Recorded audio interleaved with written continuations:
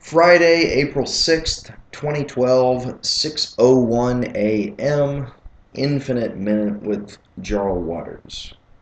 At the end of the previous volume, or notebook, I discussed the waving, sweeping, and dashing of a great red flag I witnessed at a Cirque de Soleil performance.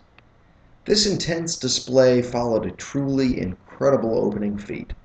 A woman contorting her beautiful mutant body in all directions, all the while resting her whole form on a wrist. My, what a beast. It seemed to last 5 minutes.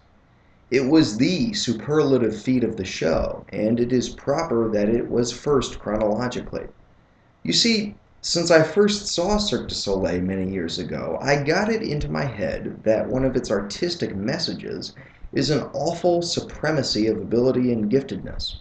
It is therefore appropriate that the show, once greased by those brilliant fools, immediately drop a whopper to set itself above any typical critique. The wrist balancer was just such a whopper. I sat there, 28 years old, healthy, tall, decently built, and handsome. But whatever compliment I'd ever been offered about my form was now totally dwarfed, furiously. I was an audience member, without ego, inferiorly constituted in strength and acuity.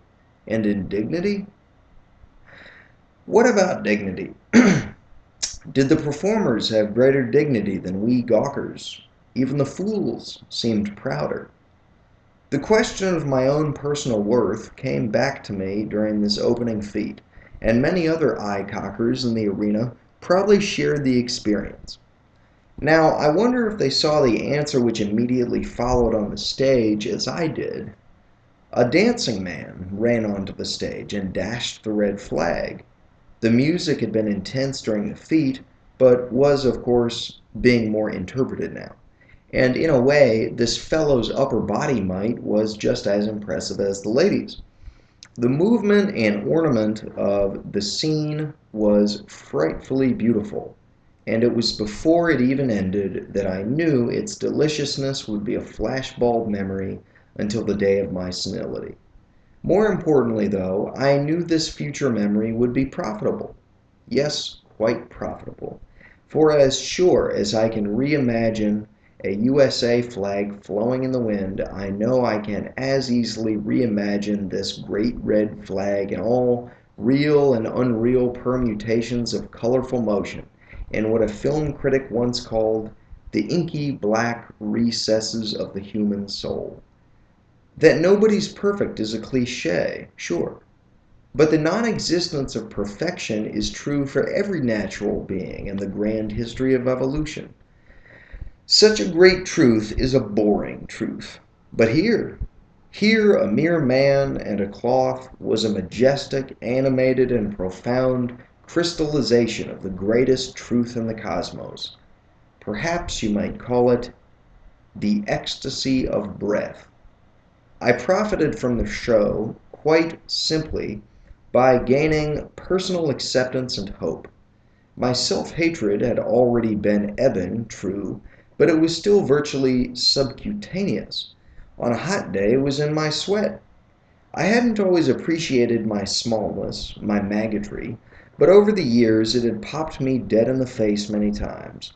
And now, here it was magnificently gift-wrapped in abstraction. This performer on stage, roughly speaking, was of my species. And as when I am in the zone, he was trying his damnedest, his best. But the flag, however lovely, without his participation was essentially just an instantaneous flag, an object as still as the walls of my apartment or King Tut's corpse. We live in a technological age. All too many processes seem automatic. Are we a part of the world, or are we below it? Are we below our very society? It's easy to feel useless and left out. We struggle to accomplish something unique and wholehearted. In between our mean, sporadic efforts, we can find ourselves barraged at every pore by the hyperbolics of 21st century American culture, and yours truly will die before the 22nd. I suspect that the more insidious elements of our culture are every moment trying to tell us that we are all beautiful and unique flags, waiting for some agent to pick us up off the floor and dash us around. This is an untruth, prevaricated, pernicious, noisy nonsense. The straight dope is that we are the flag dashers. The flag is our history and our dreams sewed into one. Our interpretation of our history and our dreams is expressed in the manner of our dashing. We can use the flag to wipe dust off the floor, or burn the flag, or piss on it, or snap the pole on our knee. Or we can guide it to the color and time and music of our own choosing. Suppose the former. If we destroy what lay before us, what prop do we have left to convey any modesty? Isn't an artist more than just an entertainer? Doesn't irony have a shorter limit than the universe? What in the hell is the significance of a nuclear weapon aimed at the eye of the sun?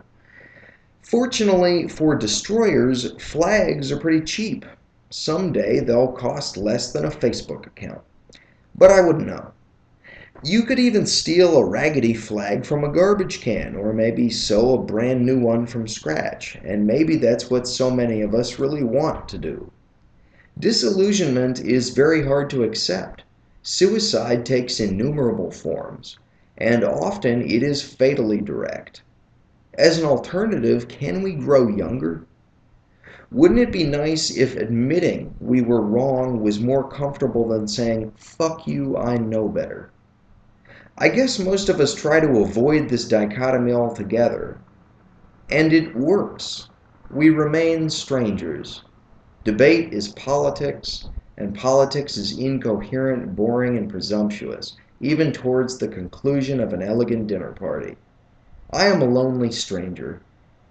Connecting with humans and even animals this side of the dirt is a struggle, and I suppose, in the end, an insurmountable one. But then, I have no clue what the end really is.